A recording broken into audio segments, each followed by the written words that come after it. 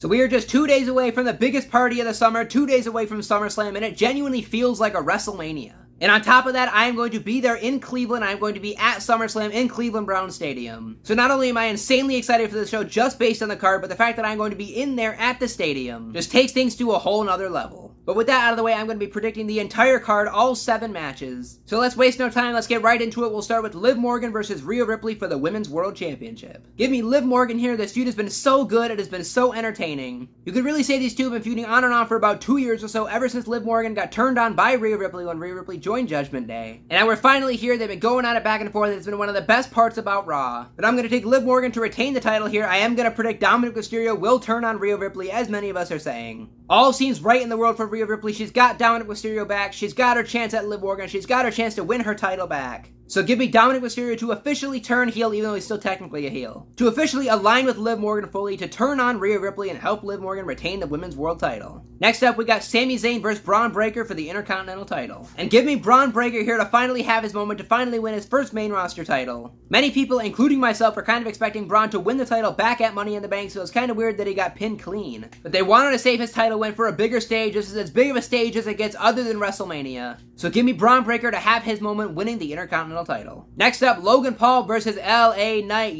for the United States title. And give me LA Knight to win the US title here. We've been building towards this for a long time. It was about this time last year, going into SummerSlam, we were all expecting and hoping LA Knight to win the US title. Alas, it didn't happen. We never got the Logan Paul singles match, and now we're getting both of them a year later at the same time. We're finally getting LA Knight versus Logan Paul. We're finally getting LA Knight going for the US title. And give me LA Knight to win here. The pop should be absolutely insane when he wins the title. And again, I'm going to be a part of the pop, which is just going to be so fantastic.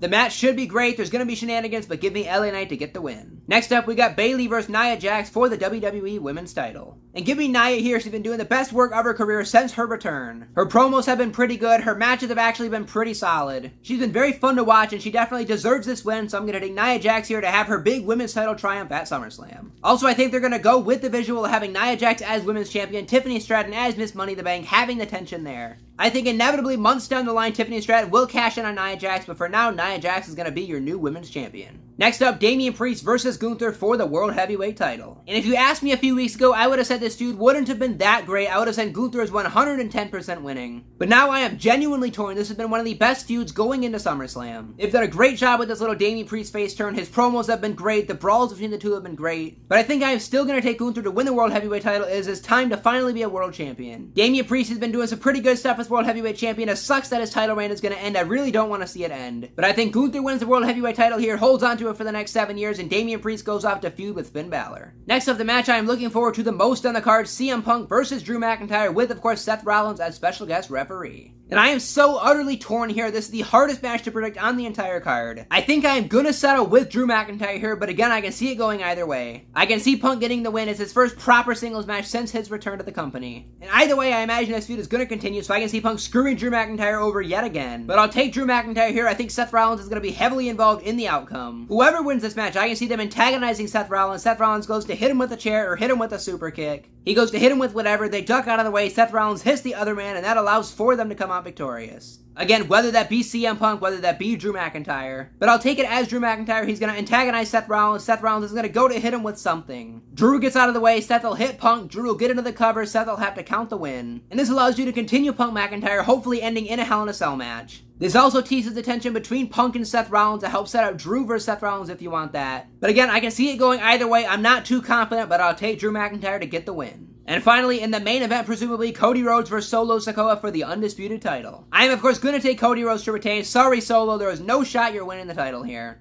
I don't think it's a matter of who wins the match. I think it is a matter of when does Roman Reigns come back. Either way, there's going to be so many shenanigans in this match. There's going to be a ref bump. The Bloodline are going to get involved. I imagine Randy Orton and Kevin Owens both return to help even up the odds. If Jimmy Uso possibly returns tomorrow on SmackDown as of when I'm recording this, I can see Jimmy Uso getting involved as well. But I'm going to take Cody to beat Solo, and I think Roman will come out after the match. I think the Bloodline might attack all of the babyfaces. They're going to stand tall. Solo's going to tell everybody to acknowledge him. And as Solo is putting up the ones, as the crowd is booing, Roman's music is going to hit. It is going to be such an unbelievably loud pop. I am going to be one of the 50, 60,000, however many people there screaming my lungs off. He's going to confront Solo, maybe lay him out with a spear, and this is going to set up for Old Bloodline versus New Bloodline. So that is it for my SummerSlam 2024 predictions. I am extremely excited for this card. Again, this feels like a WrestleMania-like card. One more time, even though I mentioned it a few times in this video, I'm going to be there in Cleveland. I'm going to be there at SummerSlam as well as SmackDown the night before. I am so unbelievably excited. Expect some content, expect some videos coming out from that. But let me know your guys' predictions down in the comments section below for SummerSlam 2024. I thank you guys for watching. Stay safe out there, stay positive, and I'll see you guys in the next one.